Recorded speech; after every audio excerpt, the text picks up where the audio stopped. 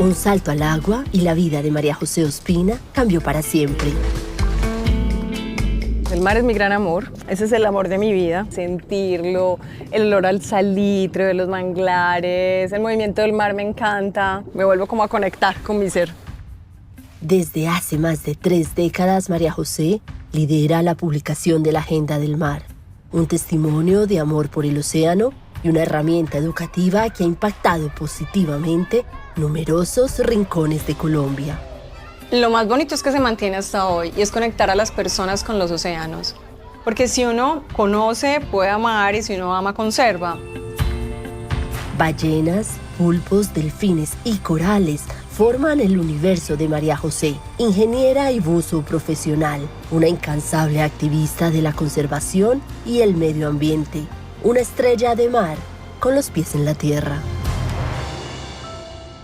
María José, qué rico estar aquí. Ay, gracias Nati, que nota invitarte a Cafecito Rico. Me encanta el ritual del café. Maravilloso, todo es un ritual según me han contado con María José. Si uno viene aquí a cenar, además todo siempre atravesado por la conservación, por el respeto al medio ambiente, que es como si fuera una religión. María José, ¿de dónde? Nati, fue súper raro, porque la verdad no fue como que nací con ese chip ni que me moví en ese entorno. Mi papá es ingeniero agrónomo, profesor de la Nacional, mi mamá toda la vida trabajó en la casa, pero mi casa siempre tenía como un lugar especial y estaba la creatividad de por medio. Siempre la parte creativa era súper importante porque mi mamá todo el tiempo se la pasaba haciendo cosas.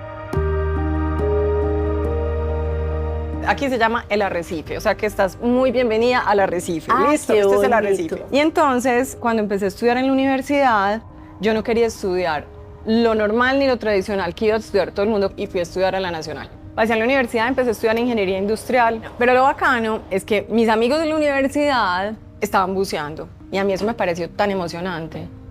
Yo nunca, o sea, la verdad, es muy raro porque nunca tenía como cercanía al mar. Es que estamos en medio, para nuestra audiencia internacional, en medio de montañas, haciendo un programa sobre, podríamos decir, la mamá del mar en Colombia.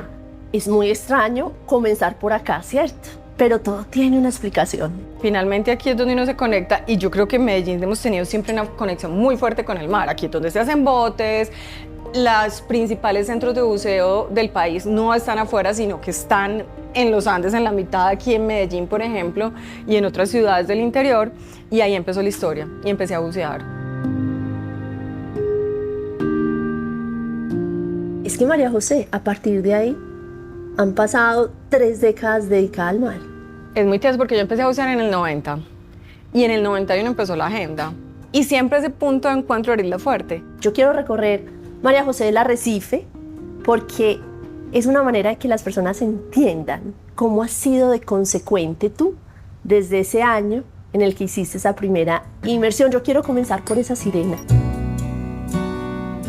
¿Cuál es la historia de esta sirena? Esta sirena la hice con mi mamá, es en papel maché. Mi mamá es toda una maestra, además es increíble.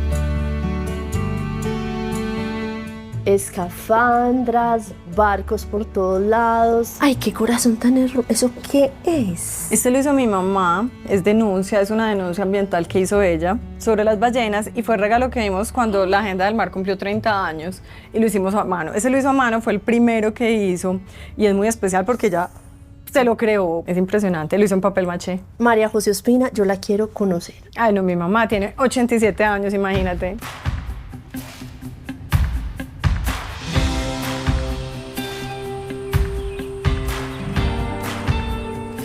Pepita, ¿y cómo era María José desde cuando era chiquita? Era muy desordenadita, en el cuarto muy desordenado. Entonces yo la regañaba todos los días por el desorden en el cuarto y puso un aviso en la puerta. Un cuarto arreglado es síntoma de una mente enferma.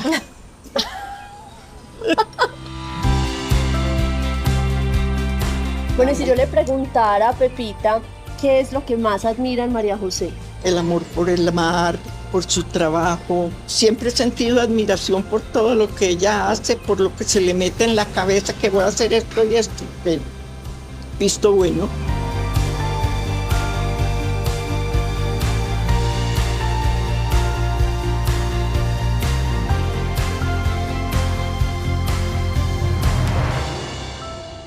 María José, ahora en la casa mencionabas la agenda y yo no te dejé desarrollarlo porque quería que lo hiciéramos acá. ¿Dónde estamos? Bueno, estamos en la Agenda del Mar, que es otro pedacito del mar en Medellín. ¿Pero qué es la Agenda del Mar? ¿Es como un hijo o una hija? ¿Cómo nació? Literal, la agenda es una hija ya. Sí. La agenda nació en 1991, después de que empecé a bucear, todo el cuento. Y en el 91 estaba en Isla Fuerte con Nelson Parodi, un amigo, y estábamos sentados hablando y dijimos, hagamos una agenda de buceo.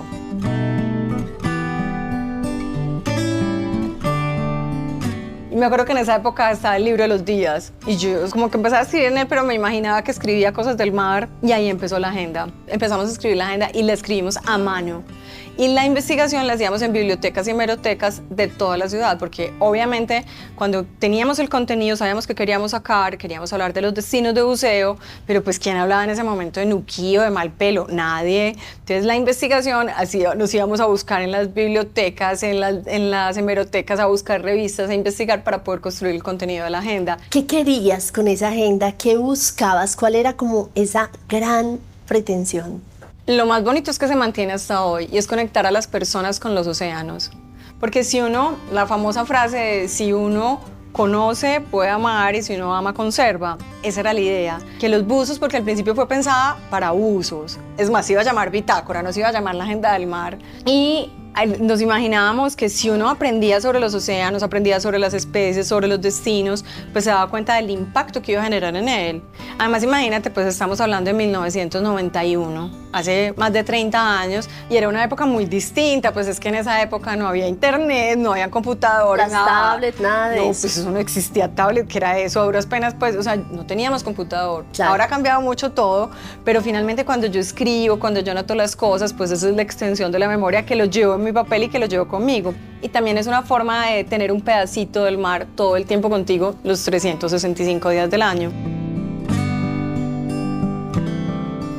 Editorialmente, ¿cuál es la vena que le inyectas? Bueno, la agenda se construye siempre con un tema, que es el tema central del año, pero acompañado como por otros temas que son paralelos. Entonces, hay un tema central. Por ejemplo, la del 2024 fue Océanos y Cambio Climático. Entonces empieza todo un reto muy grande de construir el contenido, de darle una forma, como una presentación diferente, de acercarlo a la gente, porque es como llevas el contenido de los científicos a la gente de a pie. Entonces, claro, desde la parte de los textos, de la información, pero después pasas a la parte de la fotografía, que se volvió un tema muy importante para nosotros, porque tenemos un concurso de fotografía de naturaleza, pero ahora entonces también les apostamos al arte. La agenda además dio origen a otros subproductos y quiero que me hables de la cartilla y quiero que me hables de la forma como llegan a colegios de diferentes regiones apartadas del país. Bueno, ahí es como el punto de la educación. Finalmente la agenda es una herramienta educativa. ¿Cómo volvemos la educación a algo que sea diferente? Porque muchas veces la educación queda como, uy, eso puede ser aburrido, no. Entonces, en 1997 nació la Cartilla del Planeta Azul.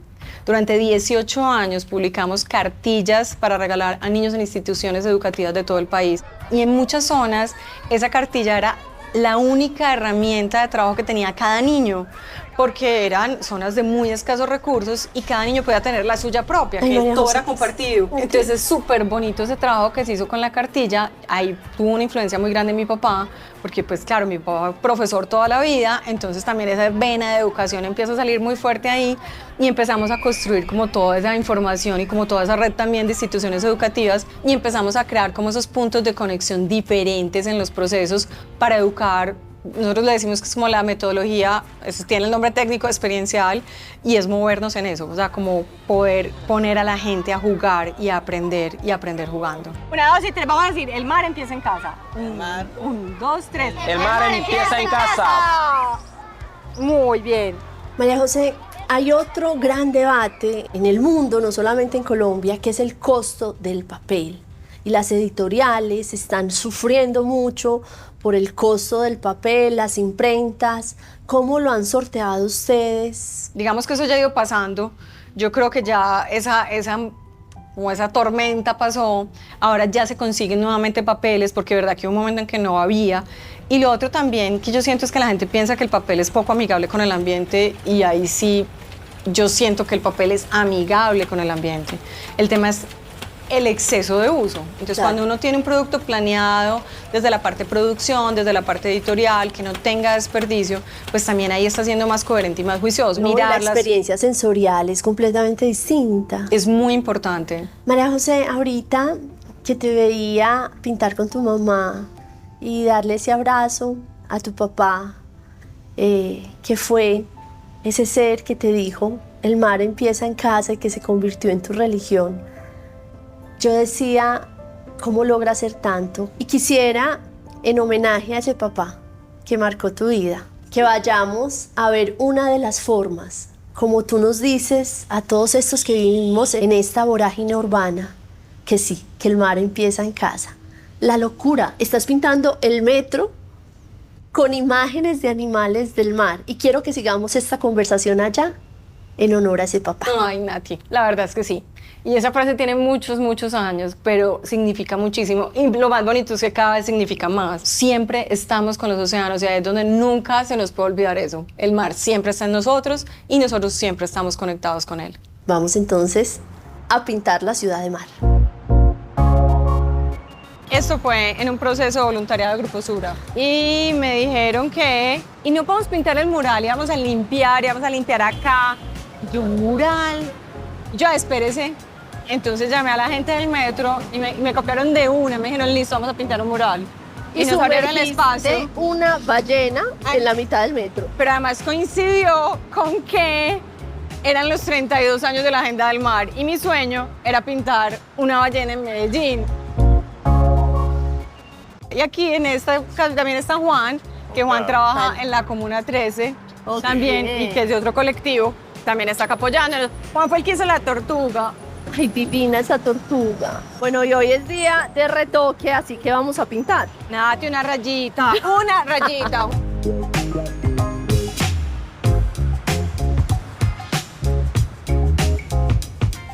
Hoy tenemos, y me encanta ver en el público niños que viene creciendo, que ama el mar, que ama el buceo y que se lo contagian los papás y la familia. Así que a disfrutar la noche, y muchas gracias por estar acá con nosotros. María José, ¿cómo nos fue en este evento? ¿De qué se trataba? Este es un evento muy especial porque es la noche de buzos. La hacemos los últimos lunes de cada mes y esta era sobre tiburones. Teníamos un personaje espectacular que vive en Sudáfrica, que trabaja y es doctor en tiburones, y nos encanta porque es un espacio para compartir con los buzos, para conectarnos con los océanos, para aprender. Aquí en medio de las montañas, cuando el mar uno cree que está lejísimos. Pero no, el mar empieza en casa. Además, aquí hay muy buen buceo, la gente se conecta mucho y es muy rico porque así no estamos cerca al mar, pues finalmente como que nos conectamos con él a través de esos espacios entre buzos. María José Ospina, inclusive la conocí indirectamente desde hace mucho tiempo, exactamente desde 1994. Mi mamá tenía una agenda del mar. En esa agenda yo le robaba la agenda porque me fascinaba ver los animalitos que habían en esa agenda. Se generó algo muy fuerte con el océano, muy fuerte con el mar, con los animales, con los peces, con los tiburones, con las ballenas. Y cuando tuve la oportunidad de tenerla al lado, ahí fue cuando le dije, hey María, te tengo que contar algo. Yo a vos te conozco desde 1994. Para mí es felicidad de contar con una exalumna. Mariajo es una voz muy autorizada y muy respetada en el medio porque se ha hecho a fuerza de mostrar las iniciativas importantes y ha logrado conmover no solamente a cada una de las personas que estamos al lado de ella en la lucha por el mar, sino que ha llegado a entes de manejo y de poder que pueden tomar decisiones que logran influir política y económicamente en decisiones relacionadas con el mar y con el buceo. Hemos estado en tu casa, el Arrecife, hemos estado en la oficina de la Agenda del Mar, hemos estado con tu mamá, ahora estamos en la noche de los buzos, pero mañana madrugamos al mar, a ese que suena a frescura, a poesía, a sueños. Así que vamos a descansar hasta mañana que empieza una nueva aventura.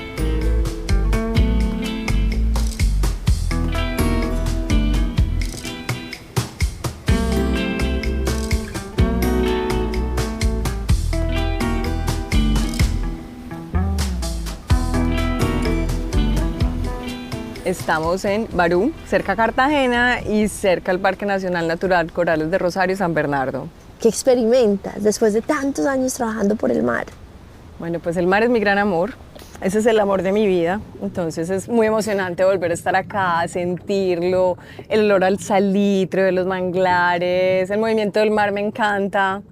Soy absolutamente feliz cuando llego al mar, me vuelvo como a conectar con mi ser. Sin embargo, no sé si te pasa, pero yo personalmente ahora que veníamos en la lancha, pensaba, es hermoso, es imponente, pero debajo hay una cantidad de realidades, de desafíos que además hemos generado los seres humanos. Y también siento cierta nostalgia, y es una de las razones por las cuales ustedes hoy están trabajando por los corales. El calentamiento global es una amenaza que uno ya siente como muy fuerte, como que ya está entendiendo el impacto que genera el calentamiento global y el impacto que genera en los océanos.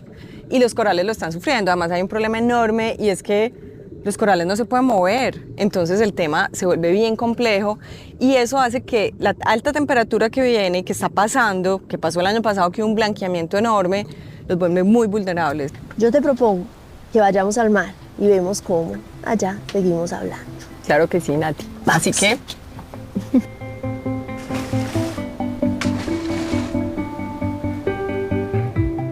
Cuando hablas de blanqueamiento, ¿qué quiere decir? O sea, el agua sube la temperatura y los corales tienen simbiosis con una alga que se llama la zoozantela. Entonces, esa alguita es su partner para alimentarse, para crecer más fuertes. Hace muchos años, millones de años, hicieron esa asociación, pero al subir la temperatura del agua, el alga se vuelve tóxica. La zoozantela es la que le da el color pardo, cafecito que hay en el Caribe a los corales. Entonces, cuando la zoozantela le expulsa el coral por la alta temperatura, el coral se blanquea. Y finalmente, si la temperatura no baja en cierto tiempo, pues ya el coral se muere.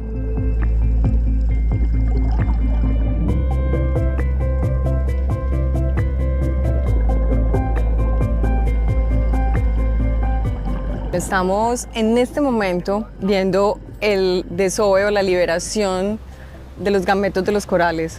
O sea, sale el paquetico gamético, que es esa bolita que ves ahí divina, diminuta, que están liberando los corales. ¿Son huevitos? Ese es un paquete que tiene óvulos y espermatozoides. ¿Cuál es el problema hoy que es súper delicado? Y es que como la temperatura está subiendo tanto, digamos que el espermatozoide está perdiendo como esa capacidad de movilidad por las altas temperaturas en superficie. ¿Cuál es la logística de este trabajo? Es muy bonito porque entonces lo que hacemos es que lo recolectamos en esos tubitos que ves ahí, pero lo bonito es que se recolectan de colonias que están en buen estado. Primero se hace un monitoreo, se define qué colonias, se marcan las colonias para poder en el momento de la liberación hacer la captura de esos paquetes gaméticos de los corales. En este caso lo que se busca con la restauración por reproducción sexual es poder tener diversidad genética que sea de diferentes colonias. Es un proceso muy rápido, no podemos esperar 3 horas, nada, o sea, apenas se recolectan, los biólogos van, se hace todo el proceso y se hace como una mezcla en laboratorio para poder hacer fertilización, ayudar y apoyar todo ese proceso. María José, ustedes están haciendo aquí este trabajo casi artesanal frente a una industria voraz que sigue lanzando plásticos y por microplásticos a los océanos. Estos corales, ¿en realidad tienen alguna esperanza? La esperanza la tenemos, pero es una esperanza activa. O sea, no es va a pasar algo, sino vamos a apoyar y ayudar para que pase algo. ¿Por qué lo hacen? Nati, el océano es el que le da el sostén y le da la vida al planeta como lo conocemos. O sea, todo lo que nos da el océano, pues también hay que retribuirle. Y yo siento que el océano nos ha dado tanto en la vida, hay que hacer algo por él y hay que hacerlo de manera contundente.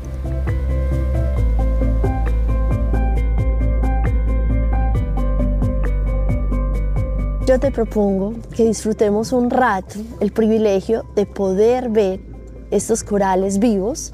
No sabemos si mi hijo de 5 años, sus hijos y sus nietos van a poder tener este espectáculo vivo y que después sigamos en esta cruzada que has emprendido por salvar el mar y toda la vida que en él habita.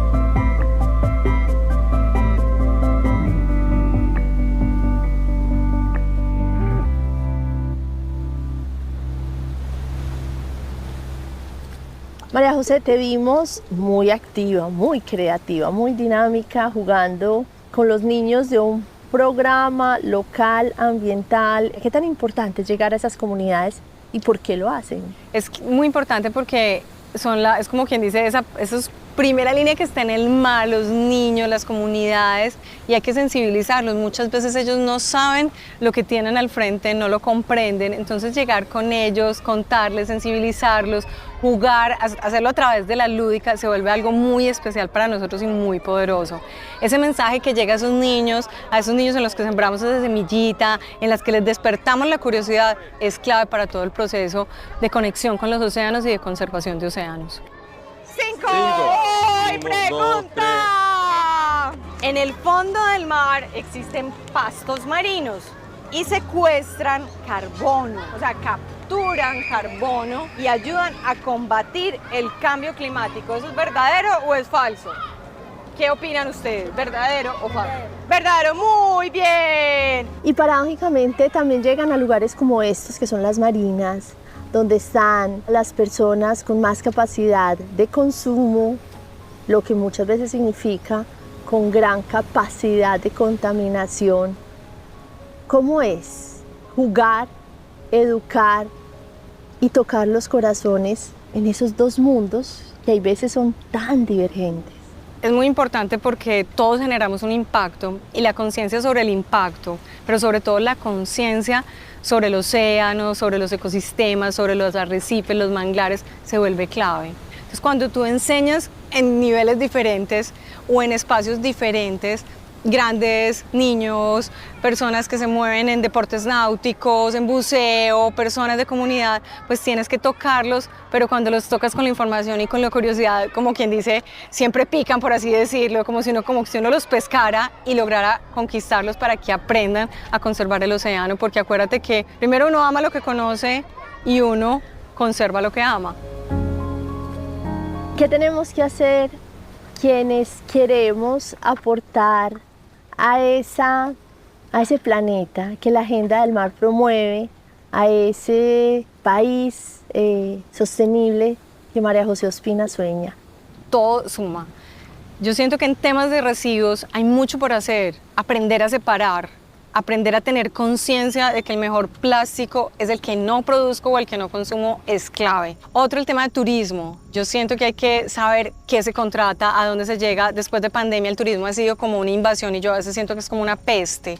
Lo vivimos aquí en las Islas de Rosario. Pero al mismo tiempo es el sustento de una cantidad de comunidades. Pero eso es el sustento a corto plazo, porque entonces si todos los turistas llegan y se comen todo el pescado y acabamos con él, o además de eso se paran en los corales, pues el día de mañana la generación que viene no va a tener nada. Ser muy conscientes de esos pequeños pasos y como a dónde llego y el impacto que puedo generar ahí. María José, cuando tuvimos algún encuentro para preparar este programa, me acuerdo que estábamos escogiendo qué comer y tú dijiste atún bajo ninguna circunstancia y sobre todo si es en lata. ¿Por qué? ¿Por qué? Porque el atún en lata, pues primero la pesquería del atún es muy fuerte, las prácticas alrededor de esa pesca no son las mejores de esos barcos pesqueros que lo hacen, muchas veces se meten a áreas protegidas y pescan dentro de las áreas protegidas sus atunes, entonces es muy complicado. Finalmente también tiene alto contenido de mercurio porque son bioacumuladores, entonces claro, están al tope de la cadena alimenticia y van acumulando todo el mercurio. María José nos está abandonando la luz del día, pero nos quedamos con tu luz y con tu magia. Yo agradezco mucho estas 48 horas tan intensas. Hemos estado en Medellín, en tu oficina con tu familia, hicimos un buceo maravilloso y yo tuve el gran privilegio de entrevistar por primera vez en la vida una estrella de mar. Nati, han sido 48 horas muy especiales, disfrutando cada momento con ustedes y disfrutando y recorriendo esos lugares que tanto me mueven y que tanto me apasionan. Y recuerden siempre que el mar empieza en casa, donde estamos conectados con los océanos. Gracias, María José, por estar en Fuerza Latina. Gracias a ustedes, Nati, todo un honor.